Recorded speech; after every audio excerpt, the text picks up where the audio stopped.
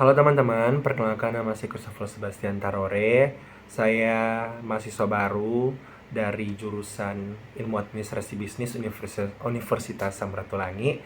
Dan pada saat ini saya akan membagikan hasil ulasan buku saya yang telah saya buat dari MK Bahasa Indonesia yang telah ditugaskan Enci di Jenny. Dan pada saat ini saya akan memaparkan hasil ulasan buku yang berjudul tentang bisnis pariwisata. Oke, jadi kita langsung masuk dalam identitas buku. Buku ini yang berjudul tentang bisnis pariwisata yang ditulis oleh Dr. Andes Ketut dan Dr. Nega Landra. Dan tahun terbit buku ini tahun 2018 bulan Juli dan tanggalnya belum diketahui kapan. Penerbit dari buku ini adalah CV Noah Aletia dan hak cipta dilindungi undang-undang dan dilarang memperbanyak seluruh atau sebagian buku ini. Jumlah halaman 1 sampai 164 halaman. Oke, kita langsung masuk saja pada orientasi. Dan di sini buku ini memberikan acuan bagaimana melakukan bisnis pariwisata di Bali. Bali merupakan daerah yang sangat potensial bagi para pebisnis. Bisnis di Bali menjadi incaran para pengusaha mengingat daerah ini sangat ramai dikunjungi oleh para turis, baik domestik asing. Bisnis di Bali terbilang subur, mengingat daerah wisata ini cukup terkenal di mata dunia internasional. Para turis asing yang memiliki dana yang cukup besar adalah konsumen potensial yang akan menyuburkan pengelolaan bisnis di Bali. Bagi masyarakat Bali tentunya cukup mengetahui jenis usaha apa yang akan menjadi bisnis di Bali yang laris manis. Kita langsung masuk pada tafsiran isi, dan di sini pengertian pariwisata adalah kegiatan di mana orang terlibat dalam perjalanan jauh dari rumah berpergian antar daerah atau antar negara, terutama untuk bisnis atau kesenangan di mana orang tersebut tidak menetap atau mencari pekerjaan di tempat tersebut. Ilmu yang didapat dari buku ini adalah bagaimana cara mengembangkan suatu bisnis pariwisata dan bagaimana cara untuk mengatasi dampak yang akan dilalui seorang pembisnis di lingkungan budaya yang ada di Bali. Buku ini sangat cocok dengan seorang yang mau mengembangkan usaha atau berbisnis dalam pariwisata budaya dan alam Indonesia. Oke, jadi sebelumnya karena ulasan buku yang saya ulas itu satu buku, jadi saya hanya akan menyeleksi dan saya mengambil bab 2 karena di bab 2 ini penuh dengan penjelasan yang penting bagi kita semua karena bisa mengetahui bagaimana bisnis pariwisata itu yang ada di Bali. Dan di sini di bab 2 ini menjelaskan tentang pengertian bisnis pariwisata, tujuan pariwisata, bentuk bisnis pariwisata, potensi, dan bisnis pariwisata dan manajemen, dan prospek bisnis pariwisata. Oke, kita langsung masuk pada penjelasan yang pertama, yaitu ada pengertian bisnis pariwisata. Bisnis pariwisata adalah usaha yang menyediakan barang dan jasa bagi pemenuhan kebutuhan wisatawan dan penyelenggaraan pariwisata. Sektor pariwisata memang cukup menjanjikan untuk turut membantu menaikkan cadangan devisa dan secara pragmatis juga mampu meningkatkan pendapatan masyarakat. Dan berikutnya ada tujuan pariwisata. Dalam bisnis pariwisata, untuk mencapai profit maksimum melalui peningkatan pendapatan dilakukan dengan menetapkan kebijakan diskriminasi harga. Dan dari diskriminasi harga ini, kebijakan umumnya menunjukkan suatu tingkatan monopoli yang dapat meningkatkan super normal profit. Akan tetapi, dalam bisnis pariwisata, hal tersebut lebih cenderung menggambarkan kemampuan perusahaan dalam melakukan segmentasi pasar. Dan berikutnya meningkatkan devisa negara dan memperkenalkan keindahan alam dan kebudayaan Indonesia dan meningkatkan persaudaraan, persahabatan dan nasional dan internasional.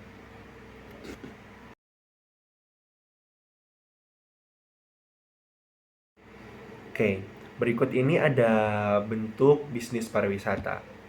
Menurut Pendit 2002-37, bentuk pariwisata dapat dibagi menjadi 5 kategori, yaitu menurut asal wisatawan, menurut akibatnya terhadap neraca pembayaran, menurut jangka waktu, menurut jumlah wisatawan, dan menurut alat angkut yang diperlukan.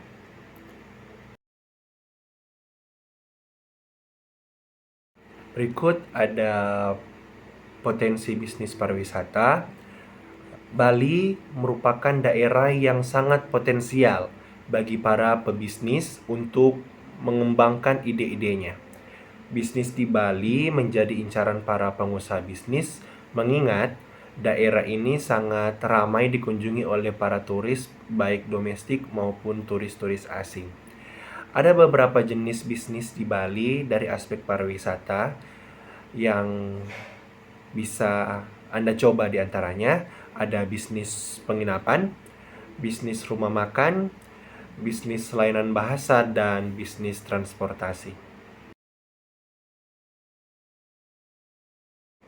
Dan di sini ada juga dua hal yang terakhir yang akan kita bahas, itu ada bisnis pariwisata dan manajemen dan prospek bisnis pariwisata. Bisnis pariwisata dewasa ini memang memberikan kecerahan bagi pergerakan roda ekonomi nasional. Investasi pada bisnis penyediaan jasa traveling, bisnis perhotelan, souvenir, transportasi darat, laut, dan udara, sampai dunia perbankan pun turut terimbasi bisnis pariwisata ini.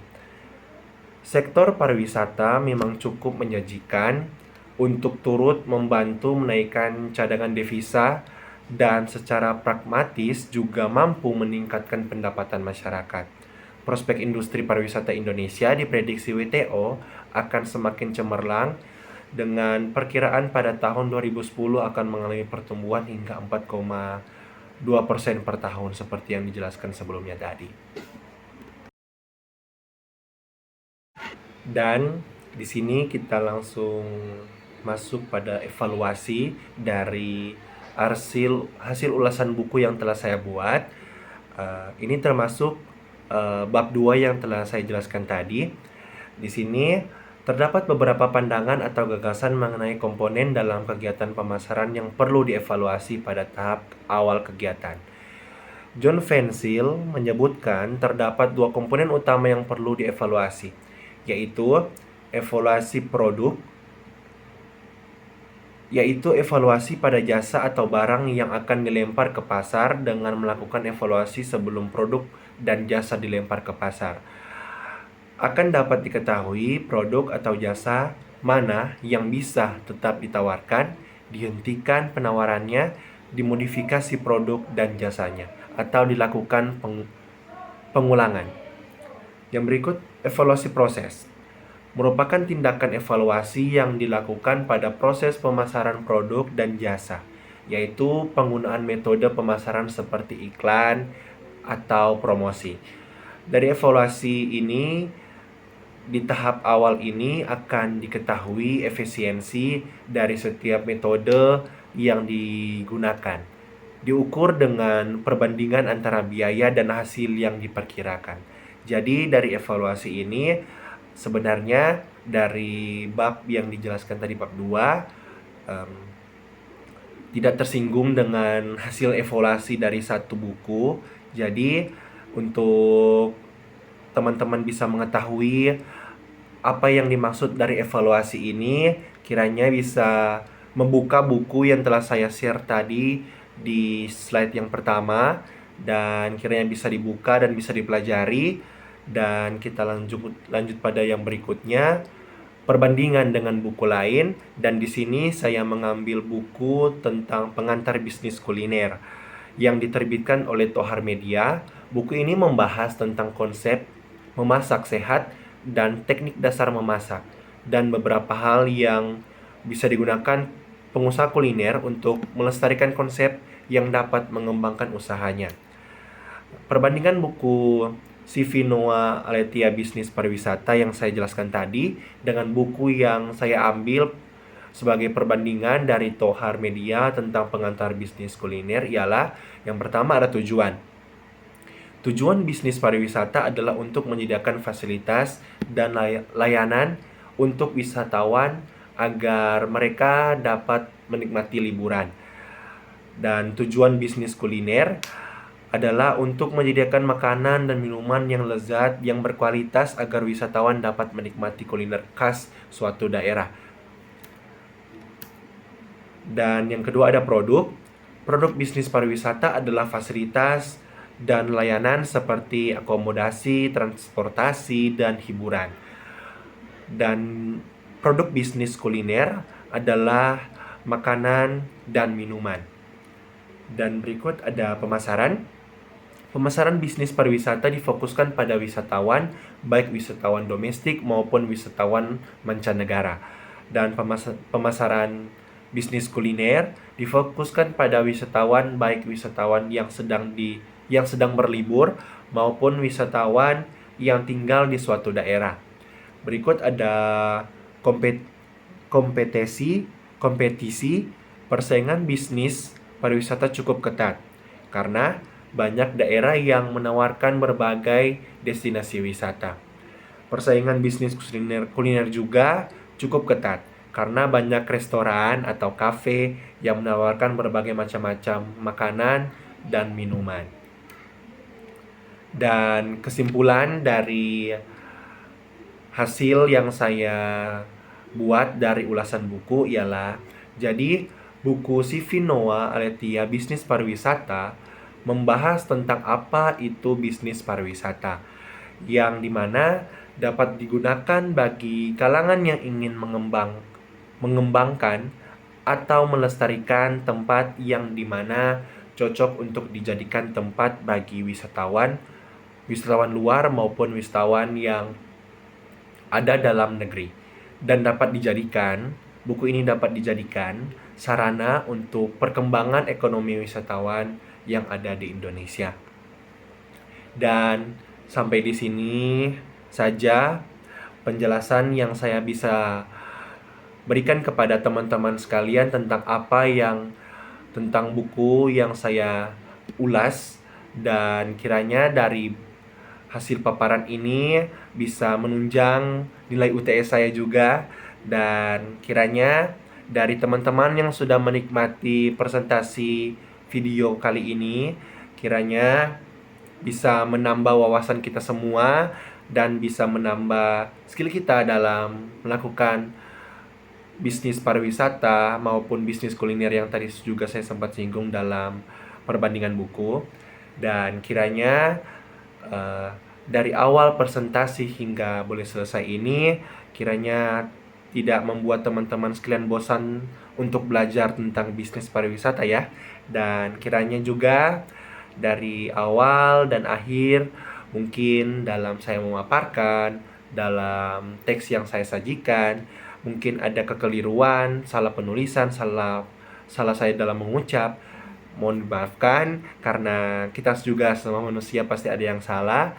Dan di sini saya akan mengakhiri presentasi ini, pemaparan ini. Kiranya bisa berguna bagi teman-teman semua, dan cukup sekian dan terima kasih.